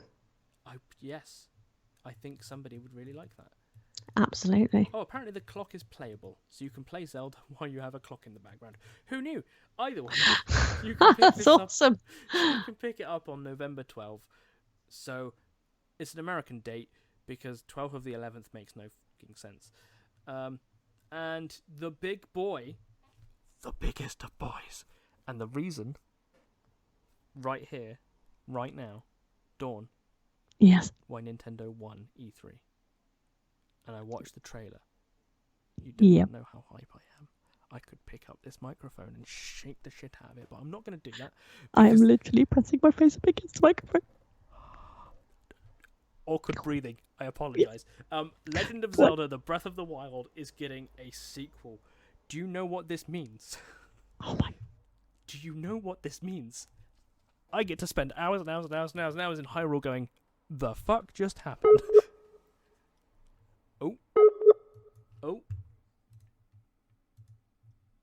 Oh, hang on. We seem to have an issue.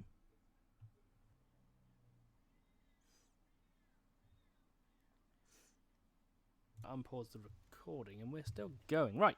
Okay, so anyway, we had a minor technical issue. So we're going to go back to what we were talking about, which was how E3 was won by Nintendo. And I alluded to the fact that The Legend of Zelda is getting a sequel. Oh, yeah, it is. It's so exciting. I'm like overwhelmed. Ooh. I literally, oh my god, it's amazing. Like I love the two that I played. I played the original was Hyrule Princess, is it? I think it is. The Skyward Sword. I played both of those on the Wii. Yep, they're looking amazing. Great. And they're bringing a lot of that back, apparently. So the trailer, which is like 1 minute 40 odd seconds long, quite short, but we see Link diving into Hyrule. It's amazing. I got such massive Skyward Sword nerd-offs to that. I was like, please, just let me fly. just let me fly. So that is aiming for a 2022 release. They'll hit that, and some. And it looks to me like he gains the powers of the Triforce. Yes, but also from the trailer looks like Ganon has his way. So, obviously not too much in the way of spoilers if you haven't played The Legend of Zelda Breath of the Wild yet. you definitely should go out, get a Switch, or buy it on Switch already. It's so good. But there's a couple of things I noticed as well that my fiance picked up on as well, because he's a massive nerd when it comes to Zelda. Oh, he knows too much. But he pointed out that the sword wasn't there in some of the scenes, and that he seems to be wearing a glove of some power. This is what I gleaned as well. So that the whole Sheikah Slate thing that was in the original game used for controlling time and like freezing enemies and just like a bunch of cool mechanics. That glove, to me, in the short 2 seconds it was on screen, looked like it was Sheikah technology. So I'm wondering if, for whatever reason, like in the opening part of the trailer, we see Link struggle with Ganon. So this darkness type cloud stuff. And for the rest of what we see of his arm, they don't really bring attention to it. But his arm looks black or infected. So well, they reckon it's supposed to be darker, don't they? Yeah, he's obviously aged up. He's got longer hair, and I'm kind of wondering if this whole glove thing, this Sheikah technology, is. I don't know. I'm guessing here, but it's stopping whatever darkness is supposed to be leeching its way into Link's body from leeching further. But we see also new weapons. What looked like a massive, whacking, great, huge cannon, which looked great. I'm not gonna lie, because who doesn't like to blow shit up with a huge cannon? And I'm kind of hoping they bring a lot of what made Breath of the Wild great back and refine it. The cooking being one of them. If they can refine the cooking just a little bit, just so you can sort of have a visual representation of, or even like a cookbook that's easily accessible from the cooking menu. So when you walk up to the cook plate, instead of holding ingredients and then tossing them in, you get the option to look in the UI, and it's like a cookbook that shows you what makes what. Just as a quick reference, you can go, okay, so I want these items for this. And then you have a sub-menu where you pick them, you hold them, you toss them in. It was a little bit cumbersome, so a little bit of refinement, but nonetheless, Breath of the Wild was fucking amazing. And that right there is why Nintendo won E3. And absolutely. That was an incredible thing. That I've been saying, nope, Breath of the Wild sequel sucks, blah, blah, blah. Nintendo didn't win, Microsoft and Xbox won. I was like, but did they? So I don't know. I'm rooting for Nintendo here, and that's hard for me to say because I love some of what has been announced by Microsoft, mainly Forza. But the whole like a minute and a half of my life spent watching that, just pure. Yeah. No, I can completely agree with you on that, and I think what I like about Nintendo, and we've had this conversation before, is they stand alone. They don't try to compete with anyone. They just go, look, we do us, you two do you. You want to squabble amongst yourselves, you go for it. Yeah. We don't need to do that. We don't need you or your arguments or your PC wars or your console wars. No. We are us. And they've remained the way they have for a long time, as much as people keep saying, graphically, they're backwards, they're backwards. And I'm like, but there's a niche in the market for them, isn't there? Oh, see, the thing is with Nintendo is because they've had this record of going, we don't listen to the rules and we do what we like. Yeah. They never needed to worry about graphical power. All they've ever focused on is building games, working with their development teams to build games that are fun to play, the games you actually want to play. You've got that's your point there, because again, I think with Nintendo as well, they had some incredible games on the Wii. I think the Wii, although it was one of the biggest selling consoles at that time, which the amount of people I still know to this day that have still got one.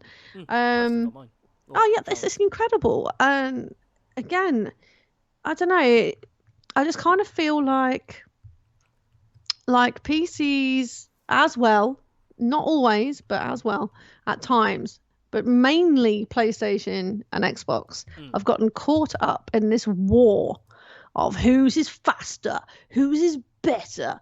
Whose is? Oh, I'm beginning to wonder if actually it does affect the quality of the games that come out. You can have flash graphics, of course you can. We all know that. But it's taking away from the juice. Do you know what I mean? The stuff that makes it the richness, the substance. Yeah, the storylines nowadays are very. You'll get some smashing one-offs. I mean, of course, we've seen those on both consoles. Yep. But it does concern me that the quality of the games is starting to take a bit of a nosedive because we're looking at the graphical content, we're looking at the size of the games, we're looking at, we're not looking at replayability anymore.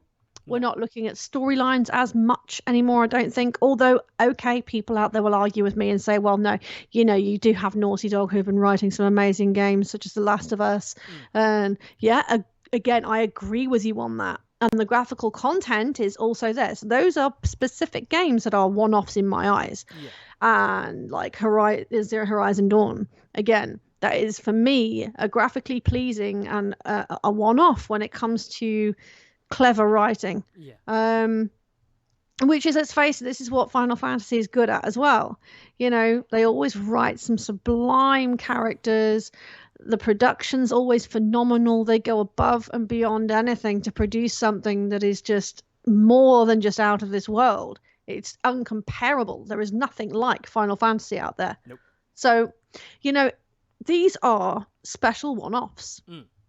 And again, you get the likes of Death Stranding. Not everybody liked it. I get that. Okay. But the storyline was very clever. It was unique unto itself. It isn't like anything else on the market. And graphically, again, it is actually quite pleasing. So there are some rarities and little gems hidden out there that you'll look at and go, yeah, that's flaming amazing, But I do feel, yeah. I mean, but I do feel that right now we are so focused on these console wars and about how fast they are and how big we can make something and bigger and better and faster and meaner and no, just sit back. Both of you sit back. Have a look at what you can produce and focus on what makes a game great. Let's go back to where we were, where games were really good. They were epic. This is why I like games like Uncharted, because they feel like, I know, yeah, and some people again call them interactive movies. I disagree with that because actually there's a lot of playability in there. It's action packed, and to be honest, I've always had this buzz with it too because I always feel like I'm part of a movie, and that's exactly what they're going for. But you don't feel that magic anymore, and the same happened to Kingdom Hearts, for example. Another amazing game. I remember playing number 1, number 2, the versions that were also on the DS. I can never remember the bloody name of it. Something or other, 100 and 300 and something days. 364 over something. Over 2 or something. Yeah. But yeah, something like that. And again, they were phenomenal games. And then, like Recoded as well. A lot of people don't like Recoded, but I personally enjoyed it, But again, these games were great. And then number 3 came along. We waited 14 years, I do believe, for it. And it was really lackluster. Like the story writing had gone, but there was nothing in it. No. And I think the problem is Disney got its hand on that a lot, I find. Disney were like, hey, we want more of what we want and less of what you want. They sapped the life out of it. The Final Fantasy characters were very few and far between. But what they'd done is very cleverly, they put all the Final Fantasy characters into the DLC, which then you had to pay separately for. The game was very expensive on release anyway. And then you're told you have to buy a DLC. I think it was like $15.99 or something like that at the time. I was like, what? Are you kidding me? Ouch. Have I got to pay again the same price nearly for what I played for the game in the first place? You're asking me to pay nearly the same again for a DLC, which basically gives me what I wanted in the first place. This is why I bought the game. It's not just about Disney. I couldn't give a toss about Disney, quite frankly. And those characters to me that were in Kingdom Hearts, it wasn't about Disney. It was about Sora. It was about Roxas. It was about Axel. It was about, those characters to me was standout. Nominee, Sion, all these different characters. And they were amazing. And okay, the relationship between Sora and Goofy and Donald, that's a bit wacky, you know. It's a bit out there. But again, it wasn't about that for me. It wasn't about the Disney thing. It was about the individual characters. Kyrie, you know, they were really well-written characters. And this is the problem. I just feel like people are banging out these games. They're rushed. I mean, look what happened to Final Fantasy 15. That never really got finished, did it? It was rushed at the end. It was the thing with Final Fantasy 15 is it had been like so many years in production. So the 15 storyline, I can't remember what games it was like joined with, but it was a long time in production, and the final product, leading obviously to the main game 15, while it wasn't finished, it was still a complete game. You still had a complete story out of it, which you don't always get with the way the game itself had been done and finished. Obviously, then you bring in the other, like the DLCs and the stories for those characters, and then it just sort of rounded it off. The game then felt more complete, and granted, it probably should have been in the game anyway. But I think a lot of people were pissed about that DLC that was released about Arden. I've got it. I haven't had a chance to play it yet because I haven't finished the main game. No, not me. But I have to say, I think it's chapter 9, it starts to feel rather rushed, like a little bit empty. I think it becomes a little bit easier. I found it became very easy, and not because the game wanted it to be easy, but I feel like I actually got the hang of it. So maybe that's what it is. I don't know. Easier. Like looking around for like zip points and how do I dodge enemies' attacks, and stepping back from a fight and going, okay, this is how I kill it, and my brain turned over and went, okay, now I'm finally getting the mechanic, which I think I might have to go through a whole replay again from the very beginning. Definitely start again. With a new but there were stories of like a Luna Freya chapter as well, wasn't there? But that never happened either. It was, they finished that storyline. I think they knew it was done. Because I think they wanted to do like an alternative ending, didn't they? Or show the ending between her and Noct. It would not have worked. It would have ruined it. But Square are like that. Square would probably end up doing that anyway. Like, oh, here's what could have been had. Oh, see, I'd love to see a happy ending between her and Noct. I think it's lovely. For happy endings, all we have to look at is 14 to know that we don't ever get. Oh them. God, 14! If anyone has depression, it is not the thing to play. 14 has you crying time and time again. Oh, Shadowbringers, just shame. Honest to God, you think you couldn't cry enough? You know what I mean? I mean, Heaven's Ward. Absolutely. I've never gotten over that, ever. Quite honestly. Every single expansion ever. Oh my God. Me in a different way. I felt violated. It really, honest to God. And then Shadowbringers goes and guts puncture you over and over again. Yes, but anyway, that's just my penny's worth on that. But I think you're probably right. I think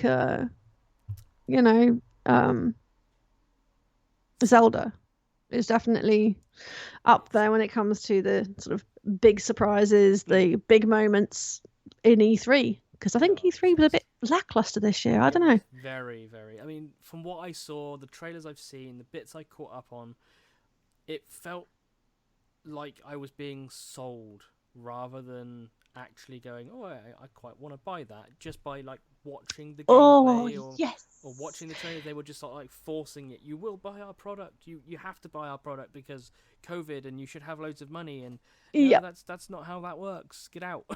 It did feel very businesslike to me, and I really wish as well. And this is another thing: E3, please take advice from your fans. Stop bloody employing people and putting people on that stage that are not people. Like.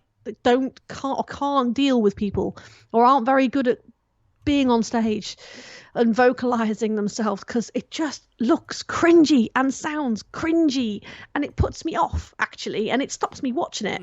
I actually, all the way through that, I struggled to keep watching because I found it real fake, and I found it artificial, and I found it boring. I think that's It just a lot of the way I looked at it and went, I'll just wait for the full like trailers and articles to pop up and go to official sources and get information from those guys, which is where we're getting obviously our information from to give to you guys. So I mean, didn't it feel like a bit of like a business meeting to you? Yeah, I mean, I've watched like the last like few Apple conferences, and it felt a bit like that. Like it was very I mean, corporate. Apple, it's very corporate. In Apple's sense, they do it in such a way that hey, you get excited, but in E3's way, it was like I can't get excited for this. It's just not exciting enough. It isn't exciting anymore. And I just wish they'd get some boffins and some geeks in there and just go, right, this is what's going on, blah, blah, blah, blah. You know, I mean, to be honest, even the YouTubers that they had on there sort of flexing their muscles, if you want to call it that, even they come across more natural than half of the people. They're freaking YouTubers at that point. It's like, oh, great, lovely. I don't know. I just feel like there needs to be more interaction between the fans and the people that make these games, a little bit more honesty, a little less of this cardboard front that they're putting up. And I hate this whole business-like attitude that they have between them and us. I think that needs to stop. It's not, yes, okay, fundamentally money does change hands, but it doesn't mean that you can stop caring or that we don't give a shit and they shouldn't give a shit about us. You know, so there needs to be something drawn up there. Someone needs to say something, but I think they know this anyway. They just don't give a shit. Oof. And I think on that note, we've already touched on the next topic, and we know your opinions. So what I was going to round off with. Yeah, go on. It's obviously if we go through State of Play, because obviously they had their own individual thing, and to be honest. Like when I compare the two sort of Xbox video against State of Play, State of Play was literally only 31 minutes long. Yep. From beginning to end. So it's like, were probably gameplay minutes. It's not good, I've got to be honest. But so obviously a rundown of PlayStation and State of Play so that people know what we're comparing the things that we've seen today to, because obviously had PlayStation been there during the weekend, then they'd have been involved in this, and this is pretty much the stuff that they dispute out. So obviously there are some great games coming. I'm not going to diss that on PlayStation, but after seeing and hearing what we've heard, I think this is not really comparable. Okay, so we basically have, the first thing that they introduced was, because obviously this happened back in February, just to make that clear. February and May. May the 17th, I think it was. February they announced a Crash Bandicoot 4, an update, not the game, just to put that out there. Double not nice.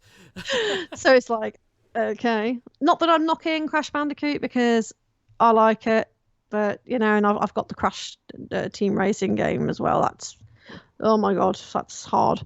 I've rage gamed. I got to a point where I just can't get past this one boss, and I'm just like, do you know, I'm done with this game, and I put it down. Screw that noise, I'm done.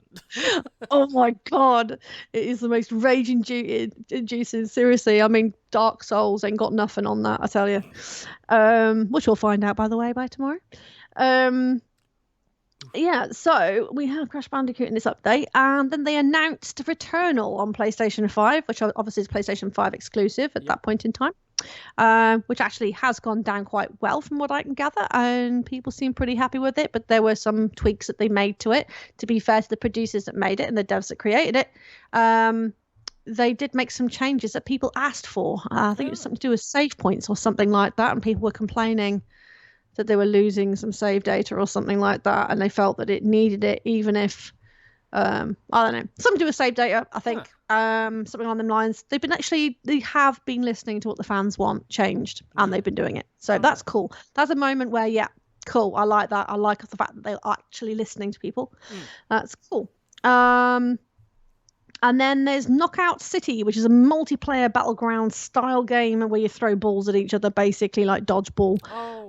I've seen the demo gameplay of that. I'm not convinced.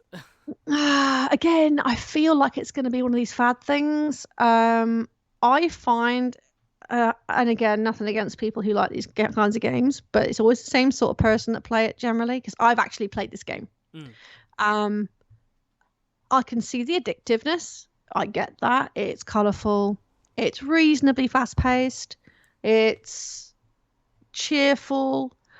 But you can see already there are people on there, just like on Fortnite, that eat, sleep, breathe this game to death. It's going to be one of those. So the minute you get on there as a newbie, your ass is handed to you instantly.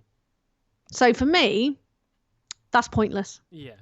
Why do you put these higher tier level players in with newbies that ain't got a clue what they're doing? Because I tell you now, all that happens then is you just get these bloody griefers, as they call them. They just grief people. That's all they do. I was in there for 3 minutes. They started griefing me, and I gave them some shit back, to be fair. But after that, I turned it off. I was just like, this is not what gaming's about. No. It's not about getting mad at each other. It's not about...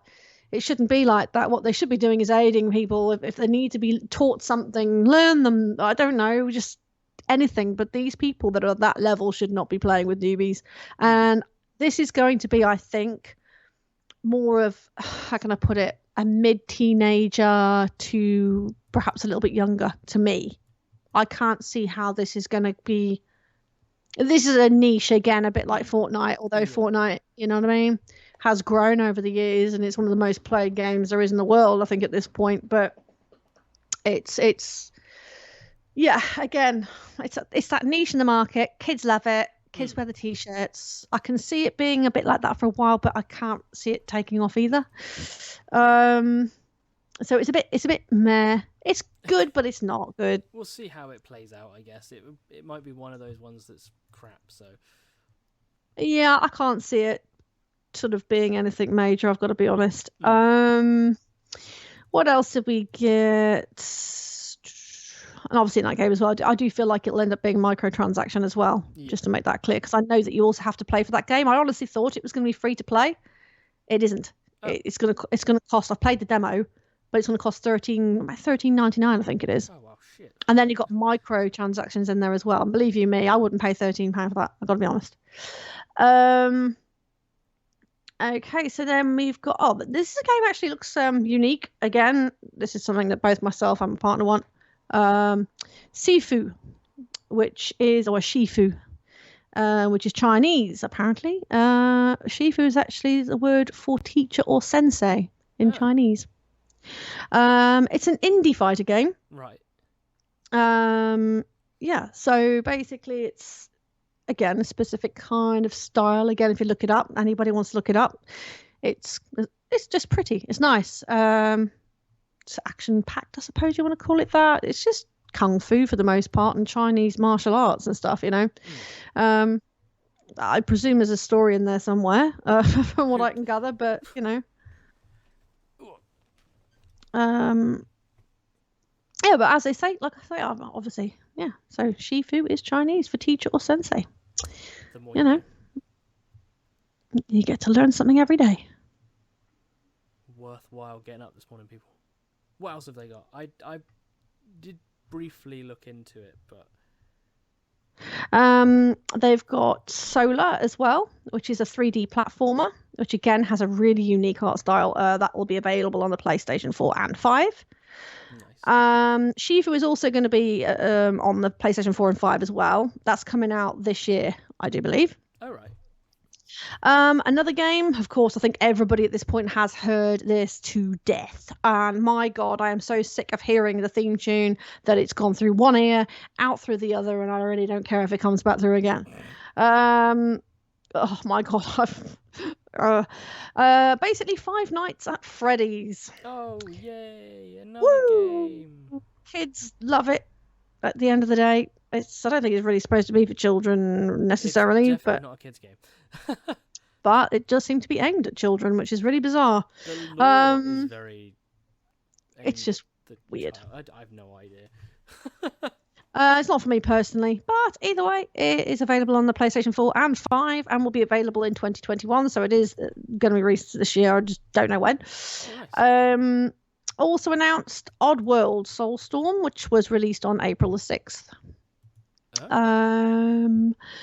Obviously, that was a good game at the end of the day. Yeah. You can't fault that one. It's a nice classic. Another one that we're looking forward to as well. Oh my god, yeah, I'm really looking forward to this one. I am buying this one, so okay. I'll give a review on it when I finally get round to it. It's called Kena Bridge of Spirits. Right. Which will be available to PlayStation 4 and 5 on August the 24th, 2021. I've got to be honest, I cannot wait. It looks beautiful and it looks unique. It's just amazing. Basically, you're like a girl that has magic powers, essentially. She has like little sidekick and stuff, and got this big wand, and then she can do this magic bow and arrow, and she takes on several different roles to defeat certain bosses and different creatures. And again, check it out. Seriously, it is well worth looking at because it's beautifully done, and I'm looking forward to it. It's one of the ones that have been stand out. They mentioned it I think it was halfway through last year as well that I saw a clip. It's absolutely gorgeous. I'll have to have a look into that. Oh yeah, I think you might like it actually. I mean, it's got like a fantasy element to it. It's very much fantasy. And it looks good. The voice actors sound really good too. So, and another one which again I've seen this time and time again, and this is done by Bethesda. Deathloop. Which got like a retro vibe, sort of Bond feel to it. I've seen that, and I love the look of it. Yeah, it looks unique. Again, I'm not going to fault it. It will stand out to certain people. I personally, although it looks really good, it ain't my style. But that's going to be on the PlayStation 4 and 5 as well, according to what I've seen. And obviously, they announced at that point Final Fantasy VII's update for Yuffie's DLC. Which plenty of fans were very pissed off about. Something or other intermission update mission thingy. Yeah, that we're not getting on PS4, but they're getting on PS5 because fuck the PlayStation 4 crowd. Am I right? Yep, pretty much. And that didn't go down too well, I've got to be honest. I saw a lot of swearing. Well. Yeah, I mean, and obviously one of my favourite games of all time is releasing a sequel, Zero Horizon Dawn, as I mentioned before, Forbidden West, PlayStation exclusive, and it looks absolutely stunning, gotta be honest. Even the gameplay is absolutely gorgeous. But yeah, that's basically it. So, that is it, literally. So over the course of 2 months, they've, no disrespect to Sony, they've announced a similar amount through State of Play that E3 guys have announced in like 2 days, 3 days. So, but I think that with Sony, it's a cherry picking thing, which is kind of like they pick what they want to announce. It's the best of. I don't hate it. I don't hate it. I mean, that list isn't weak. I mean, I can't say it's weak. There's 3 there at least that I know are going to be well received. Oh, yeah, for sure. And we know which ones they'll be, but that's pretty obvious. It's one of those things that Sony will do, and they will just dump stuff on us. It'll be like, oh, hey, here's some content. Lots of games. So what you're saying is like slowly catchy monkey. Yeah, I think what they'll wind up and they'll just hit us hard with just like AAA titles out of nowhere.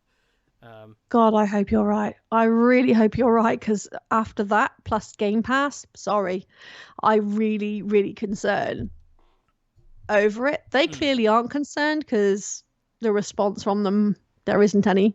So at the end of the day, we can only hope. I know the next State of Play is due soon, so maybe they've got something up their sleeves that's just going to be like, hey, here you go, have some more stuff. I bloody hope so. I really hope so, because look, I'm not up for console wars or anything like that, but I am deep inside a PlayStation girl. I have been since PlayStation 1.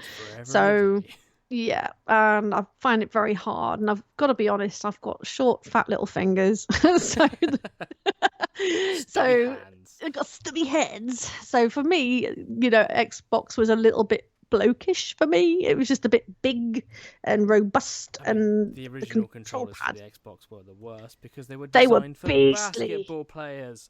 Who thought that was a good idea? Microsoft? Oh Idiots. God, they are huge. But my brother's just shown me his Xbox One controller. He's got a newer version and an older version. He's shown them both to me, and he's like, "Well, if you look at it now, have a feel of that.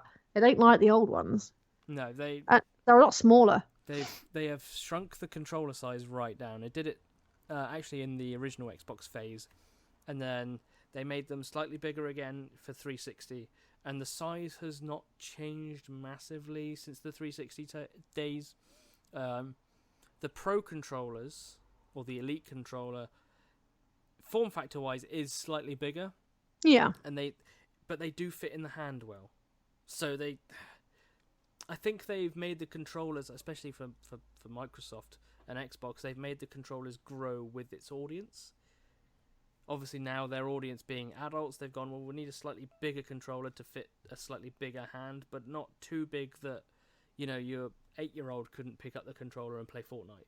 Yeah. It's the sort of perfect size, but like, I'm like you, I'm Sony PlayStation through and through. I will forever be a PlayStation gamer, but I've had Xboxes until recently. I had a Switch. I had to sell that on because I needed some funds because money was not great. And just, I've had multiple Xbox, and now I've got my PC, so I can just play Xbox games on my PC. So I just being a gamer through and through, just it helps with especially the hype on E3, or herein lack of for most of it. Yeah, it's not. This is definitely the worst E3 I think we've had in several years. Yeah, I mean, I'm not going to say that COVID got in the way, but I am going to say COVID got in the way. It kind of did, but you know what? Again, I've given up just recently making excuses because of COVID. There's got to be a point where we have to hold people accountable, and I think these devs and producers and managing directors and the CEOs of all these big companies, they know what they're doing. Oh yeah, they ain't stupid. Well, that's questionable. The choices they make are questionable. Yeah. And I think they need to start working hand in hand with fans a little bit more. Because more often than not, as we've seen, as I've mentioned to you before, some of the fans are actually far more talented than some of the devs that actually make these bloody games. Oh, for sure. We know this. They know this. And that's why so many people, Bethesda, to be fair to them, that they've allowed devs to, or moderators, or mods, or whatever you want to call them, and they allowed modders to work on Skyrim and mess about with that, to the heart's content. And do you know what? They've done a damn good job in most cases, So, yeah, again, I just wish they would start listening to the fans. The fans aren't just fans. These are people that also work in these areas of work too, so they get it. They just need to communicate better and work with people better and respect people's money and respect people that are purchasing the games. That's all we need to do. It's such a simple thing to do. I do not get it. I don't get it. The organizer of E3, you heard it here. Make it happen. Yes, make this happen. Listen to us. We know what we're talking about here. Hang on, hold up. It's questionable. Questionably. Anyway, I think that pretty much covers everything. It does indeed. I think it does too. Considering our minor technical issues, we've been going for a while now. And yeah, we have. And I want to go and level up my Gunbreaker on Final Fantasy. I've only got a level and a half to go. Just till I'm level 80. Do it! I'm not going to hit Final Fantasy 14 tonight because apparently I'm not allowed to, because actually that's a lie, I could, but we have to watch Loki on Disney+. So not a shout out to Disney, but it's definitely a thing and we're watching it. So, yes. Well, as always, you can catch us on our social medias. We have Facebook, we have Twitter, we have YouTube, which will be honestly getting used soon. I need to find time to sit down and upload videos. We also have our Discord, Everything is linked in the podcast description. Excuse me, on the platform of choice. Wherever you find us, do leave a follow, comment, any form of rating system rating. That'd be awesome. So give us some love. we want to know that we're doing the right thing for the community that is the gaming community. Obviously, we're covering a lot of video game stuff here at the moment. Yep. But that will change soon. Yes, it will. It's a thing, because I'm going to be teaching Dawn some shit. Oh, right, because I need shit taught to me. What are you going to teach me, Kieran? Trust me, I'm going to teach you some shit. Okay. Right, well, I'm looking forward to that. We'll just see how that goes down. Don't look forward to that. Anyway. Yeah. From myself, I think... Oh, plug. Which plug are we talking about here? The plug where I get to make a complete dick of myself playing Dark Souls tomorrow night. Yes. So, is it tomorrow night or is it Friday night? Either way. What day is it? It's Thursday. It's Wednesday today. Bloody hell, is it only Wednesday? It's only Wednesday. I thought it was Thursday. And this probably will actually go out on Thursday because I'm not going to be able to edit it tonight. So No way. No, Friday night. Friday night. If you're 8 p.m.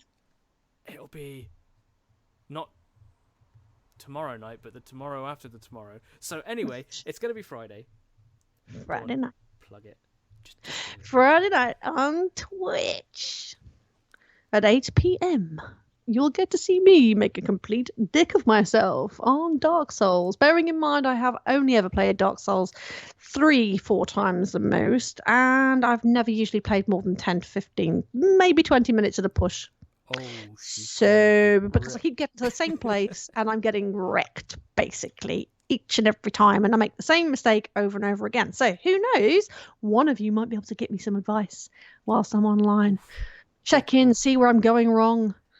I mean, I'm definitely going to be laughing in the comments section, so yeah, I thought you might. You should definitely check that out. So if you're into your Dark Souls, you can follow us on Twitch, at Geeked Gaming. Again, the link is in the podcast description, above, left, right, down, wherever that description might appear. You can click the link and it will send you there. You can watch my past stream, I think it's still up, where I played Gone Home, one of my favourite storytelling weird games of all time. Very bizarre game. I do enjoy Isn't it made by the same people that did Gone to the Rapture? Everyone's Gone to the Rapture. Yes, I'll fact check that later. Not sure, possibly. Either way, everyone's Gone to Rapture with ass. Oh, I quite liked it. I didn't like it to start with, but it was it's definitely weird. Well, there's another topic where we find out why our games are better than each other. Anyway, let's sound off. So for today, I'll let Dawn again do the soundy off stuff because that's not my forte. I am not a DJ. Take out DJ Dawn. Yeah, so that's it from us here over at Geeked. And obviously you can come back and check us where we got our news, reviews and interviews and everything that is geeky and nerdy across the spectrum. And we hope to see you again soon. Take care of each other. And yeah, we'll catch you later. Ta-ra. Roll out. Bye.